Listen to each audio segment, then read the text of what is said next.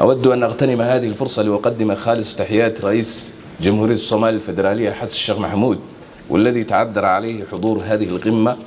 كما نتقدم بأحر التعازي والمواساة للشعب وحكومة اليابان الصديق على فقدان رئيس الوزراء السابق السيد شيزو أبي.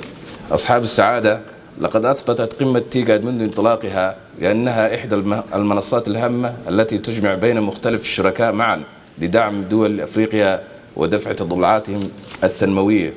ومما لا شك فيه أن الأمن والاستقرار من أهم دعائم التنمية التي لها أولوية خاصة في دفع وتمكين التنمية المستدامة وتحقيق الاندماج والتعاون الاقتصادي على المستوى الإقليمي والقاري. أصحاب السعادة، لقد قطع الصومال شوطا مهما من الإصلاحات الاجتماعية والسياسية والاقتصادية، ونحن الآن نشهد نموا اقتصاديا وتقدما جيدا نحو الأمن والاستقرار.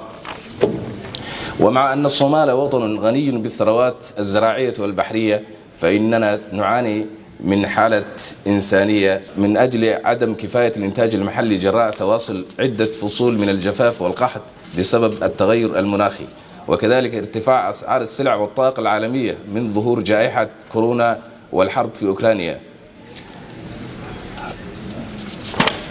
أصحاب الفخامة، تتطلع حكومتنا صومالا يعيش في سلام ووئام مع نفسه وفي سلام مع بقية العالم، ولا مجال لتحقيق هذا السلام أيضا دون تحرير جميع مناطق الصومال من عناصر الإرهاب.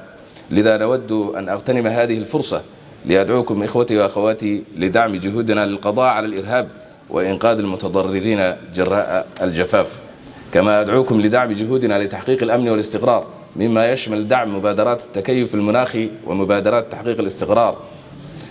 وهنا أود أن أشيد بدعم اليابان السخي لمؤسساتنا الأمنية ودعم الصناعات المحلية الرئيسية لتوظيف العمالة وتحسين سبل العيش.